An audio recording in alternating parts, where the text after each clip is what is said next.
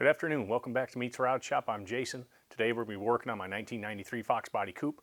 We're going to be putting in the lower torque box reinforcement plates. In my other videos, you'll see me do the upper ones. This is the lower ones. It should go pretty quick and simple. There's not a whole lot to it. So we'll walk through. Shouldn't be a very long video, but we'll snap some pictures. We'll get some video. Let's get this knocked out. I'd like to get this rear end installed. All right, let's get to it. All right, what I got here is I've got the left side torque box reinforcement plates. This is from SMR. I bought this as a kit with the upper ones. I'll be honest with you, I wasn't too happy with some of the hardware they had on the upper ones, but the lower ones, I'm just going to throw away all their old hardware and just use grade 8 stuff. They sent it with grade 5. So what you got here is you got the lower plate. So what this does, this slides up in the pocket. You can see where the lower control arm's hanging on this car here. So this slides up in this pocket here. And the bolt that holds the control arm goes through and pinches that in place. And then you got this top plate here.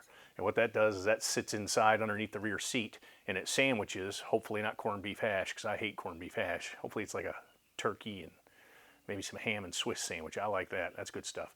But this sandwiches the floor. And then what that does is it reinforces this lower torque box.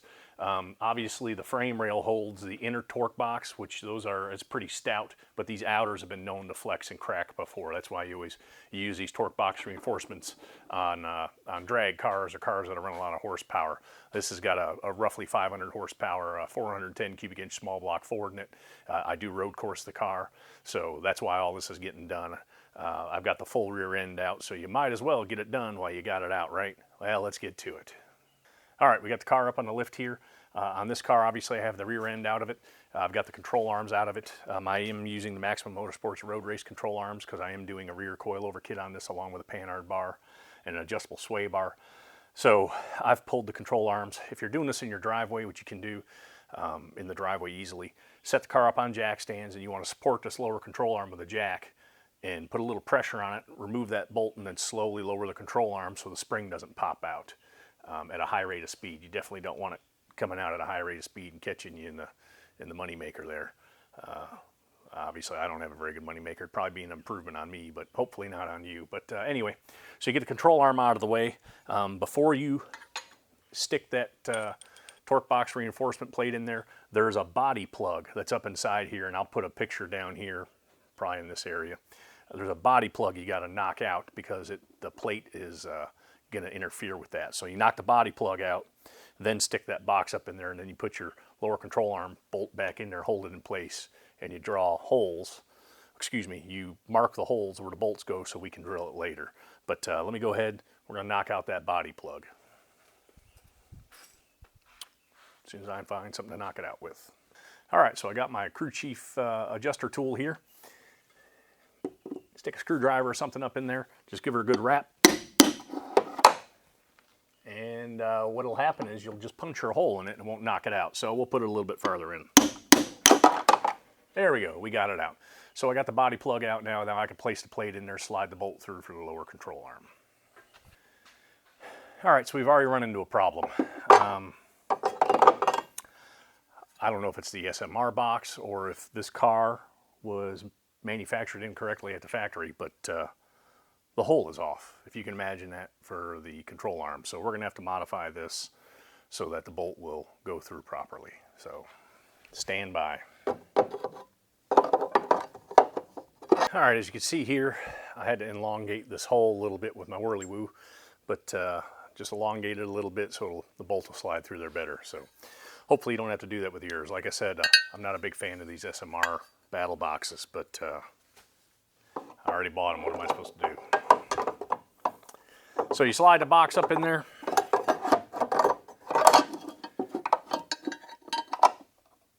Slide your bolt through. Start the nut on the inside.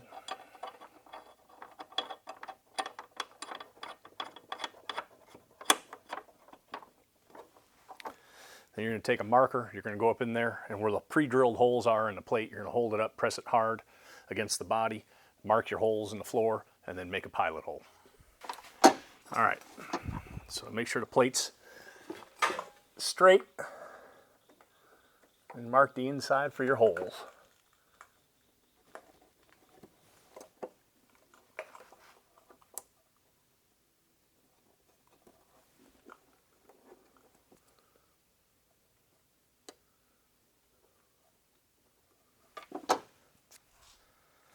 Then you're going to pull it back out so you can drill your pilot holes. Before we drill something, one thing I want to stress, guys, wear your safety goggles in the shop. You may think wearing an eye patch is cool, and I guess if you have a good story behind it, like you're picking up buffalo wings on the prairie and a buffalo come by and hit you in the eye with one of its wings and popped your eyeball out. That sounds like a cool story and all, but you don't want to lose an eye just by screwing around in the shop or drilling in the shop. I can't stress it enough. Wear your safety goggles.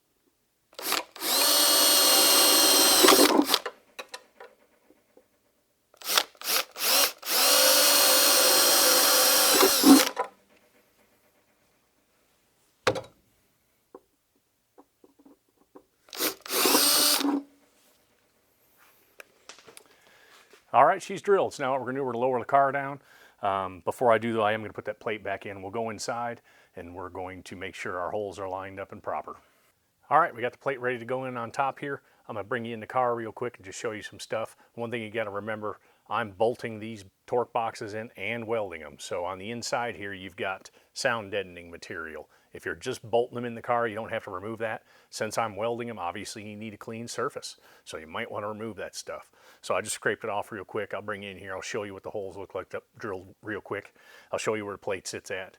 And then I still got to get in there with a sanding disc, sand off the paint, get ready to burn it in. So let's take you in closer. All right, so I've pre-drilled the holes. I went through, stepped them up to 3/8. I've got the plate laying in here. One thing you got to remember on these is if you're welding them in like I am, I'm doing both bolting and welding. So if you're welding them, you got to scrape off all of the sound deadening material where the plate sits at. You got to have clean contact on the steel for it to weld properly. So I've scraped off the sound deadener. I've still got to sand away the paint, but I'll take you in here in the car and I'll show you what the top plate looks like just sitting there. All right, as you can see here, here's the plate. You see I've scraped away the sound deadening material. You can see the body hole here. That's where that plug come out of. And then I've got the 3 holes already drilled. That 4th hole actually lines up in that the body mount there. I think I may have to trim a little bit on there. So I'm going to throw this in here. We'll slide some bolts down in there, and then we'll get that other plate bolted in there on the control arm. All right, I got the 4 bolts in top installed, tightened down. I'll bring in here so you can see the plate bolted down. I've got the bolts tightened on the bottom with the control arm tightened up. So really all that's left to do now, if you're bolting them in, is just throw a little bit of sealer on there and that's it, you're done. This car is getting welded in, so I've got my welder out and I'm going to weld that top plate in there as well. But besides that, it's pretty much a done project. So I'll bring you in after we get done welding it. Well, if you look here, you can see I've ground the paint down, ground down to bare metal. I got the 4 bolts tightened up here. I just did end up reusing the bolts SMR sent, to be honest with you. I didn't feel like digging through my scrounge for grade 8 bolts. These grade 5s will do fine. So, well, I'll burn this in real quick, and then that's it. All right, we got her welded in. We got the top plate done. I got the lower control arm bolted back in there. It's real simple, just going back in, just put the bolt back in, tighten it down, that's it. Top plate's bolted down, it's welded in. I'm going to throw a little paint on there after it cools down, but we'll bring you in here and show you how the top plate looks. All right, there's the top plate. You see she's perimeter welded. Not well, but she's welded. More of a grinder than I am a welder. But that's it. This install's done. All I got to do is do the other side now. All right, that's it for the install today. The torque box has been welded in. I've got the lower control arm back in there. She's done. All I got to do is that other side. But I appreciate you checking in and looking at the page, looking at this video. These lower torque boxes, reinforcements, they're pretty simple. There's not a whole lot to them. You can do them in a couple hours on your driveway. This is a little bit easier. Obviously, I got a lift and my rear end's out. But just doing it in your driveway, just be safe. Chalk your wheels, jack up the car, make sure and support the control arm and the rear end and the car.